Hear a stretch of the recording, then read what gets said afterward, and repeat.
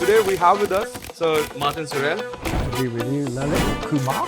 And people build silos and verticals inside companies by controlling information. You control the information, you control the silo, you control it. We put the matrix is geography first, then client, then capability. Is that there are 5 things that affect us through AI: the visualization, copywriting, personalization at scale, media planning and buying, general efficiency, and the 5th one is what I call democratization of knowledge, breaking down the silos. I have to ask you this. If you were starting out today, right, with no legacy, no constraints, no history, what kind of company would you build today? What's that one view you hold about the industry today that most of the people would disagree with? Well, the market is saying the agency business is not a good business. Wire and plastic products. We couldn't make trolleys. People used to say we make shop. We couldn't figure out how to put one basket on top of another to make a trolley. Okay.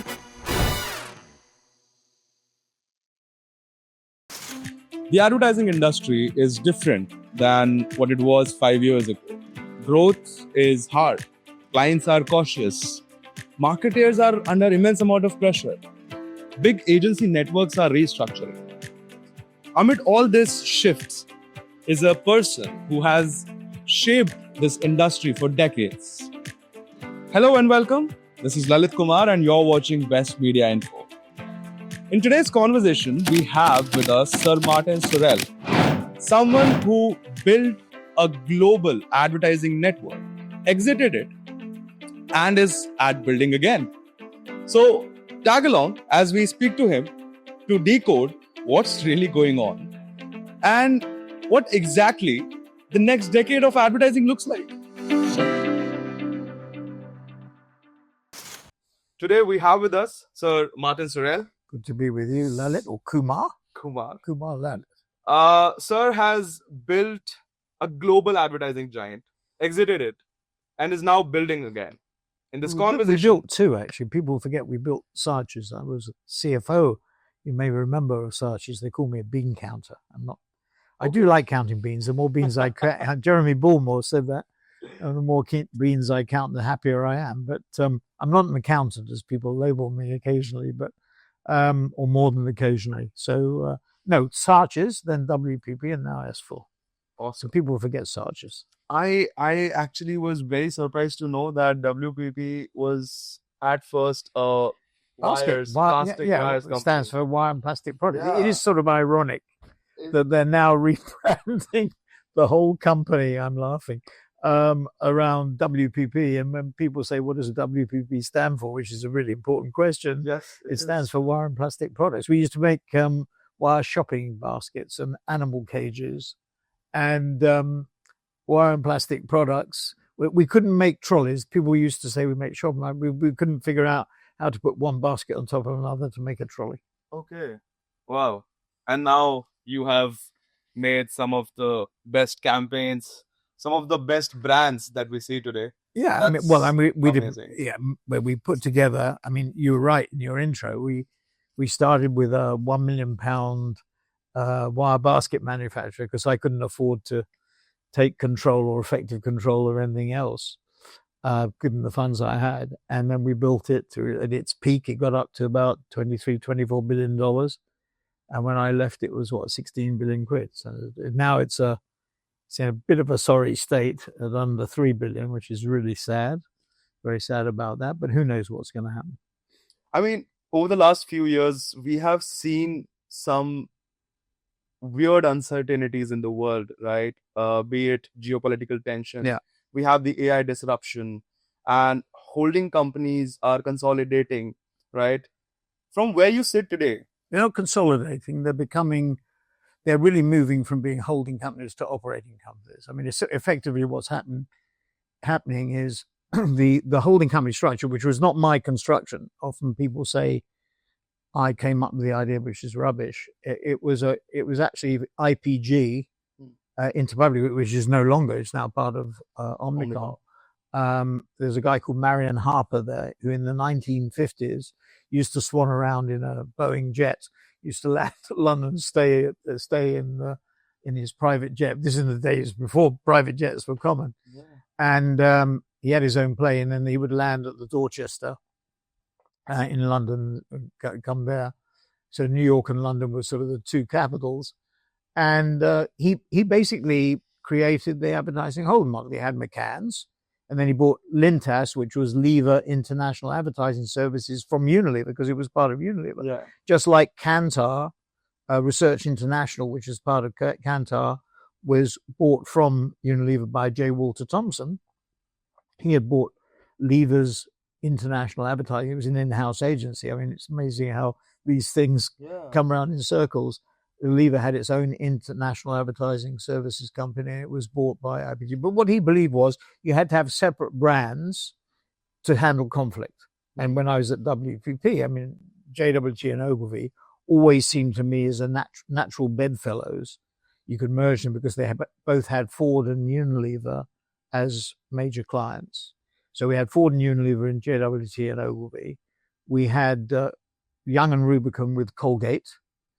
And then we had Gray with Procter. So it was amazing, by the early part of this century, this millennium, we had ended up having those major packaged goods companies in the same organization, which people said it couldn't be done. And when we acquired Gray, I actually did go to both Unilever and Procter to ask for permission, whether they're going to back the idea of us having it in the same vertical. So, as long as we operated separately, that was okay. Now, the industry has changed. In those days, we used to get a full 15% or 17.65% on cost in terms of fees. So we had more wiggle room from a financial point of view to set up different channels. Today, that is not the case. Agency fees have been squeezed down to 10%. And obviously with AI, we have to move to a different model, an output-based model rather than an outcome-based model, rather than fees based on time and materials. When you say holding companies, and they're not holding companies, they're operating companies. Yeah. What do you mean operating companies? I mean, you don't have a holding company to whom the operating companies report. Right. You have a holding company which becomes the operating. So it's one publicist. Okay. And you walk into a lobby of publicists, it isn't one publicist. I mean, it's 25 different brands. So it's a little bit of a con in a way, but it essentially, conceptually, what they're moving to is one operating company, which I think is the right way to go. Omnicom, when I was in Mumbai just now, I was staying at the Grand Hyatt Hotel. Opposite is the old DDB headquarters. Now it says Omnicom on it. Right. So they're becoming an operating company. But essentially what they're doing is they're consolidating, having grown violently by all of those businesses by acquisition, they're consolidating into one unit where clients can access everything. Now, the interesting point about that is I think publicists have got it right, and I think monks have got it right too, because we put the matrix is geography first, then client, then capability. What Omnicom and WPP appear to be doing, Omnicom definitely and WPP appears to, is to put capability first, which I think is a terrible mistake, then client, then geography, or maybe geography, then client. Because it's a mistake, is if you organize by capability, you set up immediately internal friction. And what you're looking for is for everybody to work together seamlessly. And when you do it, and it's difficult because even with the matrix, you have geographical separations, so people can squabble geographically. Right. But if you do it by discipline, it's much more difficult to control. And I think, as I say, Prabhu's got it right. We at Monks pursue the same. We're geography first, so by country, by city, then by client, and then by capability. So it's a really interesting thing. We'll see how it works out. This is, you say this is the ideal sequence to go about it? Yes, I do. Because I think the other ways around, you just create too much internal division. The other thing about AI, one of the things that people don't talk enough about AI, maybe we'll get into it in the course of this interview, is that, there are 5 things that affect us through AI: visualization, copywriting, personalization at scale, media planning and buying, general efficiency. And the 5th one is what I call democratization of knowledge. breaking down the silos by making information available to everybody in the company. It is no accident that Jensen Huang at NVIDIA has somewhere between 40 and 60 direct reports. He doesn't do one-to-one meetings. And AI enables you to enfranchise everybody who has access to have access to all the information. And people build silos and verticals inside companies by controlling information. You control the information, you control the silo, you control it. So it brings me to my favorite point, which is the best people in our industry are people who get involved, get interviewed by best media, and get their physiognomy on film or in the press, but who share. I mean, share the ability of human beings to share, in a teamwork, democratic way. But don't you think that we have come full circle, right? So imagine WPP during 1980s or 1990s, right? It's one company. But now that one company is acquiring a lot of No, but it's different. It's different because in those days, it's what I said. It's the Marion Harper thing. We built those businesses. We didn't fuse them together. Right. For two reasons. Well, there were two conflicts. One was conflict of clients and the other was conflict of people.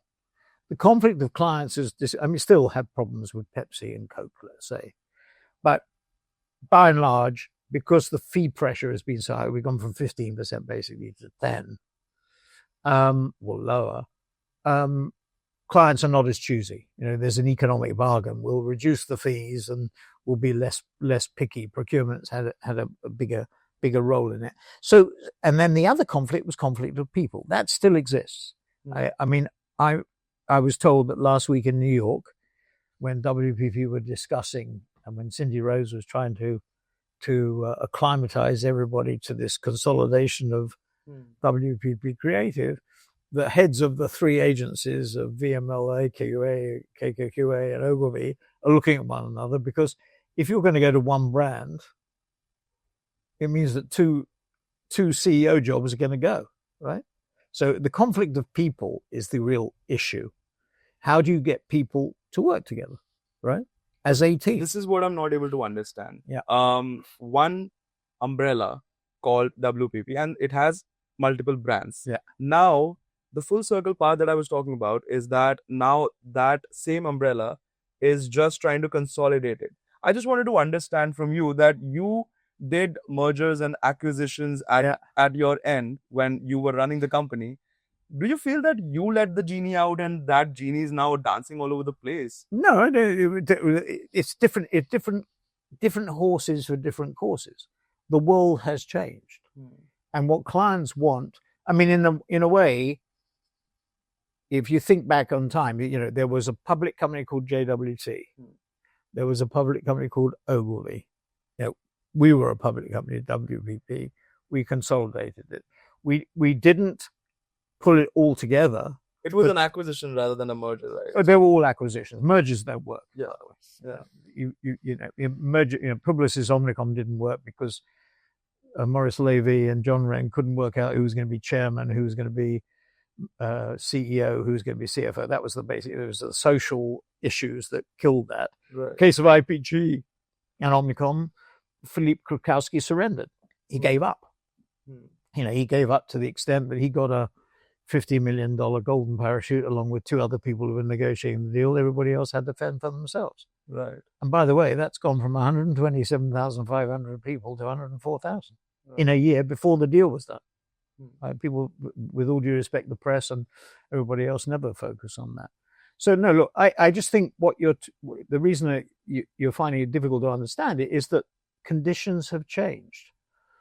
They've matured. When those businesses were put together, clients wouldn't stand. Now Ogilvy looks after Gray, and Ogilvy was a Unilever agency. Gray was a P&G. There is no way that P&G would accept people at Ogilvy who were working on Unilever being in charge of a P&G agency. Now, maybe all the business from P&G has gone from Gray, and therefore it doesn't matter anymore. But the vehemence around conflict, the problems around conflict have now largely gone. And in that structure, and because of the compression that we're seeing in the traditional TV markets. You have to understand that all the brands we're talking about, whether it be even Publicis, Dentsu, WPP, Omnicom, are all rooted in the 300 billion that's shrinking of the 1.2 trillion ad market, not in the 900 billion that's growing, which is the digital piece. So their biggest problem is not what you're talking about. Their biggest problem is their positioning. Why are the stock market valuations so lousy? Let's talk about pricing, right? Yeah. You've advocated for an output-based pricing, model where agencies are compensated on measurable results. Is that so? Yes. Right? Yeah. But Monks has, on record, talked about subscription-based models. Well, it can be subscription-based. It can be output-based. So which of these... both is the answer. No, I wouldn't pick one or the other, but both. So, if you have software systems or code or whatever, which people are willing to buy on a subscription basis, that's even better. But what I'm saying is you have to go to an output basis. If we're producing assets, millions of assets, which we are, and we can do multi-millions of assets, we can do them in shorter periods of time. I mean, the best way of describing it is this. I was interviewed by Atifa Silk, the editor of Campaign in Singapore a couple of years ago, and I came off the interview and somebody came up to me who was working at WPP and said to me, "What do I do?" He said, "I have 18 people," he was in Singapore, reporting to me, and they work diligently from Monday to Friday at the moment. But with AI or with technology, I'll be able to do that on Thursday morning at 10 o'clock by flipping a switch. But why should I do that? I'm paid by clients on the number of hours that I work. And the more hours I work, the better it is. And I'm paid internally. I get a higher salary the more people I manage. So I'm paid to manage more people. The model is wrong, right? In an AI world, with visualization and copywriting, it takes less time and it'll be less cost to produce ads. With personalization at scale, we can do multi-million permutations of ads. The stuff we're doing for GM and BMW, the configurators that we're building are incredible in terms of the amount of assets that we can spit out. With media planning and buying, we can do it far quicker and more simplistically with algorithmic, working with the 6 big platforms, the 3 Western, the 3 Eastern, do that. General efficiency and what I said, democratization of knowledge simplifies everything we're doing. So it makes it less complicated, less time consuming, more efficient. We have to switch the model. The problem that we have is our models are time and materials based, and that has to change. But these are two different philosophies. I mean, subscription ensures predictability, right? No. It is about altering the model. It's not about whether subscription is better because it's recurring impact or outcome based. Yeah. The point is feed based on time doesn't work. Right. In an AI world, we're compressing the time. We're doing things in nanoseconds. Right. Just take this. You're recording this on an iPhone. We're sitting here. We have got 4 people in the room, including myself, 3 of you. Yeah. But we used to have film crews of 10 or 12 people. Right. I remember I was in Singapore. I was in my hotel getting up one morning at 8 o'clock and they were doing a film and they were still using about a dozen people with a model. It was a fashion. I think I looked at it. I thought it was absolutely insane. When you talk about digital, right? Yeah. And this was a traditional thought that digital first agencies were expected to structurally outperform the traditional models because they have, leaner workings and they have they're in the growth 900, not in the dead 300. Right. Now, when we talk about being a digital first agency, and I think S4 digital is only, really. Right. What kind of realistic margin ambitions can you have over the medium term? I think the margins should be 20%. I mean, there is no reason why they shouldn't be. But, thereby hangs a problem. To be blunt with you, we have 4 basic principles: digital first or digital only, data driven, which sounds, simple today, but, in 2018 when we started was less obvious. Obviously with data, with AI, it becomes critically important. We go to market as faster, better, cheaper, and more because of AI, and unitary, going back to the consolidation thing. On the faster, better, cheaper, and more, when you go in saying, which we do, that we can reduce your create cost by 30%, that in a way there's an inherent pricing issue there. And I think, we've been very aggressive on pricing. So your margins maybe suffer a little bit because of that. But in time, as we get wholesale AI adoption, I think we'll get more pricing flexibility.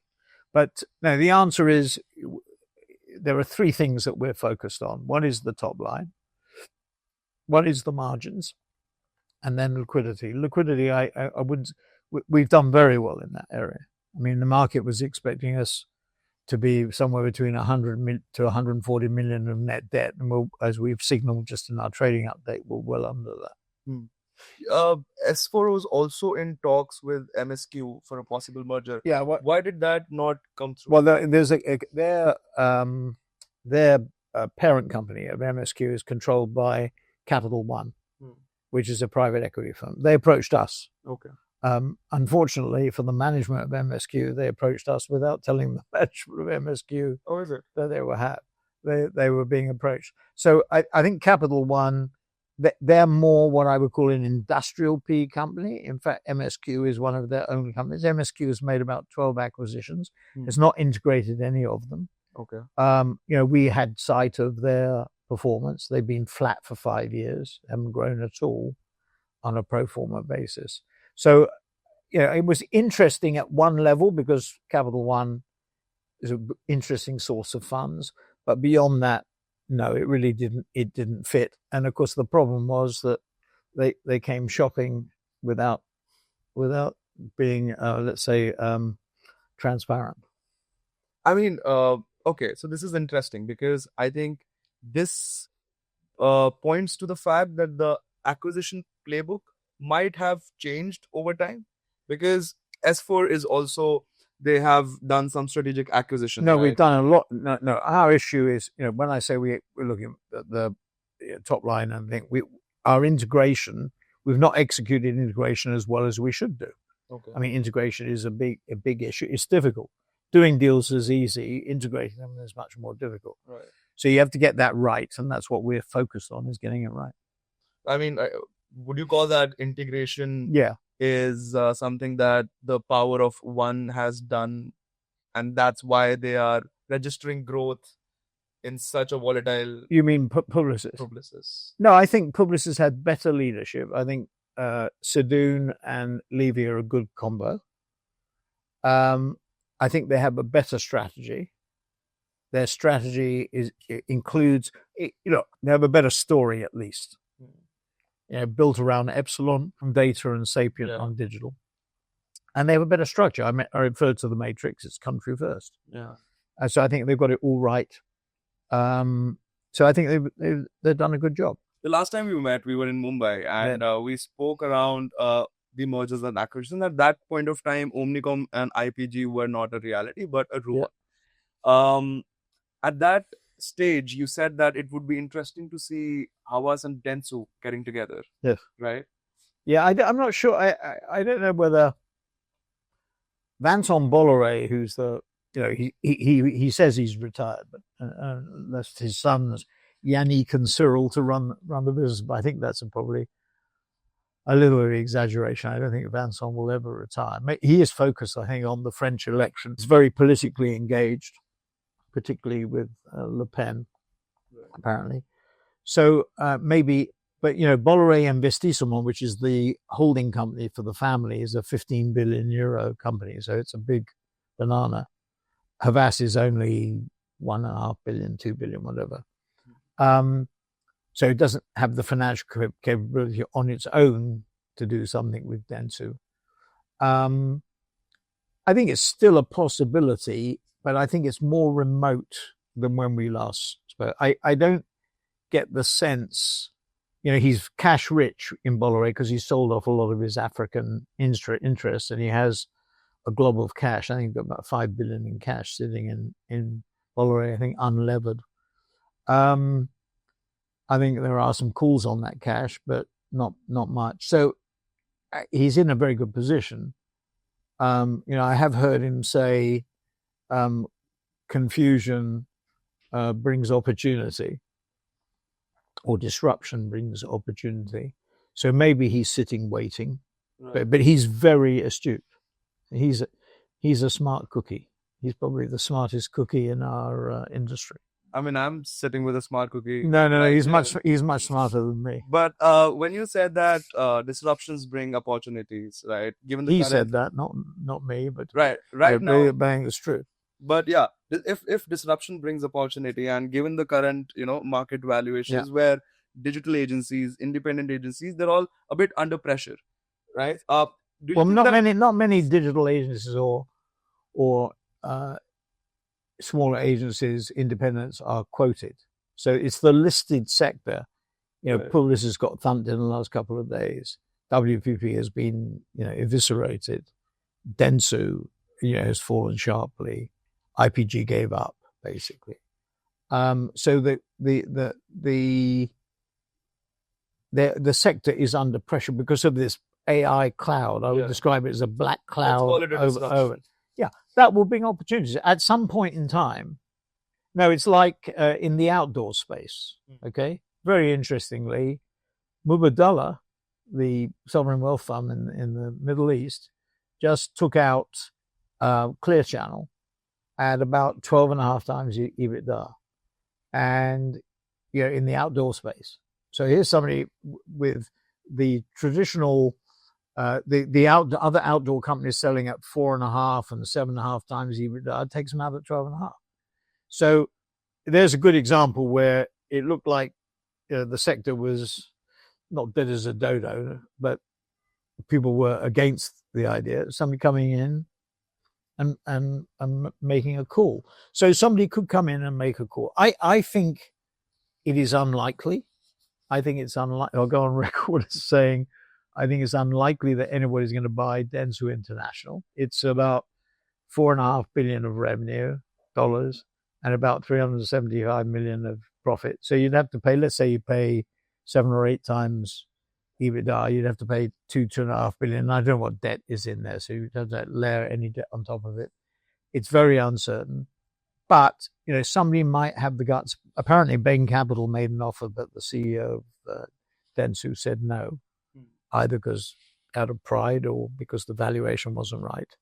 Somebody might come for WPP. It's desperately cheap. But the problem with WPP is Cindy Rose has 3 problems. She has a top line problem and a margin problem.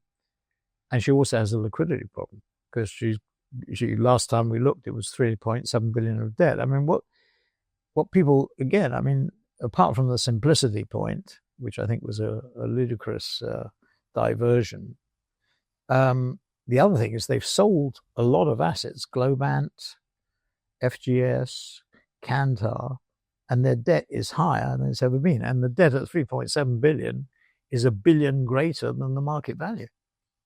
So they've got a huge liquidity issue as well. So she has very little room to maneuver. Right. She obviously has to win more business. That's one thing, which they started to do, although the gossip in the trade is that they're discounting heavily to get business. I don't know whether that's true or not, but that's the gossip. It's been a black swan practice in the industry for sure. Well, every agency says the reason they lost. I mean, we've never lost a piece of business because we were worse. So it's always because somebody discounted prices. So she's got some huge problems. And I think it was very weak to go and hire McKinsey to help her. I mean, that's nothing against McKinsey. They're smart people. But you don't have to be McKinsey to figure out what's going on. The one WPP or the power of one is really where they're all trying to get to. I wanna bring the conversation to S4 back and kind of figure out what's the growth pillars for S4 Capital in India today. Well, we're tiny in India. We should be much bigger. We're about 250 people here, and we have it as a hub as well as an operation here. But the growth pillars are around content, around data and digital media, and around transformation. I think the work that we're doing on AI in visualization and copywriting. In other words, compressing the time taken and the cost of ads is one area. Personalization at scale. I mean, with the EU trade agreement and with the US trade agreement, huge opportunities for the automobile industry, financial services, and personal, Netflix on steroids basically is, personalization at scale using first-party data and signals from platforms, hugely important. Media planning and buying, Group M, enormously strong in the market. When I was there, certainly a 50% share. I think pretty similar at the minute. So super good business, but it depends to some extent on frictions in the market, and the algorithms are going to take those out. So it has to develop a new model. General efficiency, hugely important. So we can use AI like we've done in outside broadcasting with NVIDIA, AWS, and Adobe to reduce the cost of outside broadcasting. And last but not least, democratizing knowledge. Where is the strongest margin resilience you're seeing in the Indian market? The agency holding company's dirty little secret is that, and it's not so secret, is that the bulk of the profitability comes from media. Okay. We manage about $6 billion of media. So in relation to WPP, it's a tenth the size of WPP. And we run an open book with the exception of Brazil. In other words, we just charge a fee. We don't take discounts or media incentives, with the exception of Brazil. In an AI world and an algorithmically driven world and a blockchain world, those frictions are going to go. So the profitability of the traditional holding companies is very much around the media. And I think over time that gets eroded. And that's, I think, they have to shift their model. Again, I mean, it's not time-based, but it's discount-based, volume rebate-based. And that, has been a feature of this market and a feature in a number of other markets. In Japan, it is still, I think, true that nobody knows what Dentsu pays for a TV ad, which is remarkable in this day and age. What is it? Well, I don't know what it is, and neither do they. In other words, they never reveal the price that they pay. Dentsu and Hakuhodo, I think, still account for about 85% of all media, TV media, free-to-air TV media in Japan. And in fact, when I was at WPP, we used to have to go and buy some space from Dentsu. Okay. In order to get for some spots. Is it common other regions as well? No. I can't think of any other market we do that. I want to quickly talk about the shrinking tenure of CMOs, chief marketing officers, and they're the fool guys or the fool girls for corporate distress. Right. I mean, when you compare that role to a CTO or a CFO, right? Well, I think CTOs probably rotate for CIOs. The role that doesn't rotate as much as CFOs, and CFOs become CEOs. It's rare. I mean, very few CMOs become CEOs. Right. And I think the reason is, a lot of what we do, certainly the CFO feels is not measurable. And so what we have to do, and maybe AI will enable us to do this with even greater efficacy, is to demonstrate the value of what we do. CFOs, just this morning at the breakfast we had with some clients, one said, it's much easier in our firm to get CFOs to sign off on performance-based work, so mid-funnel and lower funnel work, rather than the upper funnel brand building, which is much more fuzzy. Right. I mean, the shorter tenure, is it directly proportional to how marketing leaders are now going towards safer short-term decisions rather than, going towards long-term building? Yes. Brand building. No, it is. I mean, listed companies report quarterly, so Trump is right. We should get rid of quarterly reporting. Private equity companies, 5-year hold periods. Venture capitalists, one of the first questions they ask is, how do I exit? So everybody's short-term. But on top of that, the geopolitical stuff makes you short-term because you've got all this, you wake up one morning, it's 100% tariff. You wake up the following morning, it's 0%, right? I mean, how do you operate in that? I have to ask you this. If you were starting out today, right, with no legacy, no constraints, no history, what kind of company would you build today? Well, would it even look like an agency? The four things that we focus on, digital only, that's when 900 billion is growing, and that's 75%. It's going to be 80% by 2030 at least. Data driven, for the obvious reason. I mean, it's the engine oil or the fuel of AI, and then quantum coming down is critically important for that. Faster, better, cheaper, because growth is going to be slower and interest rates are higher and inflation in higher and interest rates are higher, so you have to be efficient and effective. And so faster, better, cheaper and more is. So you're saying you're gonna still end up building S4 Capital? Yeah, I mean those four things. I mean, I can't in the agency space, apart from saying, No, I'm not saying that you have to build. Apart from saying I'm not going to bother. It's all too difficult because it has become much more difficult. But I think a more fundamental point is managing people businesses is much more difficult today than it was when I started. This generation is maybe my grandkids will be different, but I would say this generation is much more difficult to manage. To be fair, this may get me into trouble, but it's a much more entitled generation. And I think it is much more difficult. This whole question about distributed working, about whether 3 days in the office is the right or not. I mean, interesting, all the academic research, and I've done a fair bit of work with Harvard Business School on this, with their D3 initiative, which is around AI and everything. And virtually every piece of academic work that I've seen argues that distributed working is better from a productivity point of view. I think it was in the early days of COVID. Subsequently, it isn't. And with the Chinese working 996, I think we have to look at that very carefully. I mean, I know Nigel Farage has caused a lot of controversy in the UK by calling for people to go back to the office. I'm not so sure that I would rely on him for it, but in a way, he has a point. And I think it's much more difficult to deal with now. And maybe it's something geographic. I think the UK has real problems.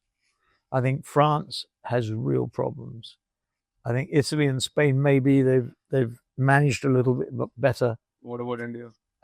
India's in a superb position, as I said in the session. I mean, it's a growth economy, so it ticked the box in terms of growth, and it's got a technological background to it.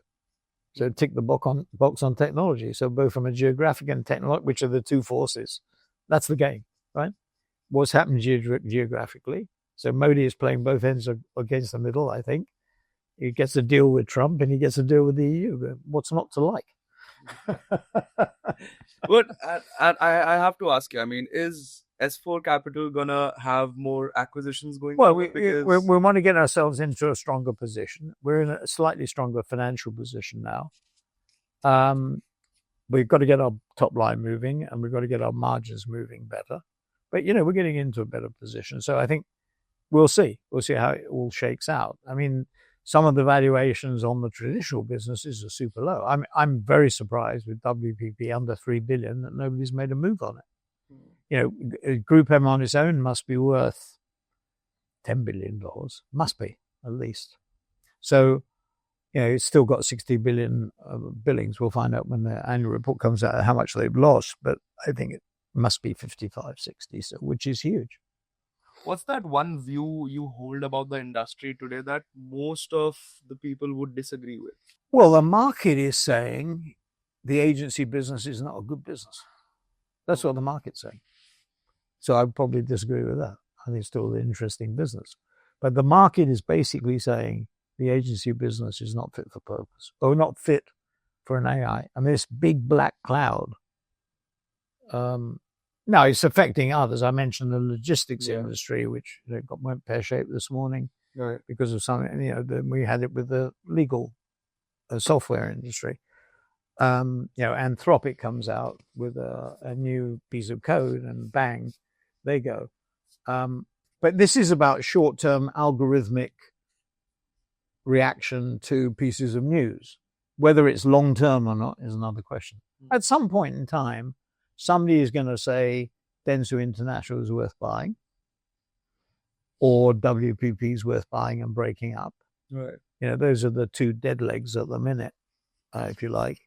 IPG was, but Krakowski gave up, and IPG, Omnicom decided to move. So they made that move. I mean, IPG was flat on its back, right, and they made the move. So somebody may come to the same conclusion about WPP. So I think probably the answer is an interesting question. What else? Well, I think the marketing is becoming easier, but the general view is the market is becoming more difficult. I think it's becoming more concentrated in the 6 platforms. I said that in the session, and that's what you've got to look at. It's not becoming more fragmented. This stuff about media becoming more fragmented is nonsense. It's becoming more concentrated. Right. So those are different views, but you have to go against the grain. I mean, at times like this, when things look as though they're flat on the bottom, I mean, take the outdoor example I gave you. Flat on its back, Clear Channel, heavily indebted, flat on its back, incomes from $1. Looking at if we rejig the financial structure and goes from to 12.5 when the others are valued at 4.5 times, that's a huge valuation difference. Right. Ströer in Germany is valued at 4.5, and they get taken out at almost 3 So times. you're saying it's still profitable to be in an agency business? Yes, but you have to alter the model. Right. It has to be more digital. It has to be more data driven And subscription based. No, well, you keep saying subscription based. That's what Wong's is saying. I'm not saying. No. What we're saying, we've said it would be more outcome based, and if you can get to a subscription model, that's even better, because it's consistent income. Instead of being subject to project pricing, project you have to repeat all the time. It's not retained work, and the other problem we have is we're time based. That's the biggest problem. We're time based. And I gave you that example of the ex-WP or the WPP person in Singapore. So we have to get, and what's interesting is that marketing departments are prepared to make that change. Procurement departments, like Linus's safety blanket, they if you say, you can agree with the marketing department, we're going to change to output pricing or subscription, whatever it is, and then procurement gets nervous because they might be paying too much, right? Right. So you have to sort of work out caps and things in order to get them to move off the pot. Fast forward 5 years, what does the global agency landscape look like? Well, the two holding companies that are in the catbird seat are probably Publicis and Omnicom. WPP is a poor third. Dentsu is a poor fourth. Dentsu is not really an international agency anymore. They've admitted that themselves. They said they can't compete for global mandates. And then Havas, and then there's Stagwell. They're much smaller. So probably a similar market structure. But the big question is, will anybody buy Dentsu's international network? Will anybody break WPP up? Will Havas be one of the prime movers of that, or private equity firm? On the independent side, what do I think? I think there probably is more opportunity for independence. I think, you've got two models with clients. The Coca-Cola model, which 75% of their spending goes to WPP. Right. And then you've got the GM model, which we're the foundational agency, and you have 3 upper funnel strategic agencies for the 4 brands. I think maybe there are 3 models that we have. The outsource model to us, the embedded model where we put people into clients, and then the in-house model. And we're the subject of the Harvard Business School case study on the in-housing of media at T-Mobile and Sprint. And I think there is more in-housing going on. BBDO lost Home Depot a week or so ago, to in-housing. I was speaking to a big tech company which is doing a lot of in-housing. We're working with. We don't worry about in-housing because we think there's after-sales service around people, Right. and churning people and keeping people updated on technology. But not every agency thinks that. You know, most agencies fight against in-housing because they think they're losing their jobs. So I think probably it'll be more polarized. I think the industry will look like the investment banking industry. So you'll have the equivalent of Goldman and Morgan Stanley and JP Morgan, and then Rothschilds and Evercore, and Moelis, you know, the smaller boutique bankers, and Ardea Partners. On the other end, the middle ground will probably be more difficult. So you have the big and the small. All right. I think I've exhausted my list of questions. We probably exhausted the viewers too. It was an amazing conversation with you. Thank you so much for sharing your perspective with us. Pleasure. And looking forward to speaking to you once again very soon. Lali or Kumar, whatever you're called. Thank you, sir. Thank you so much.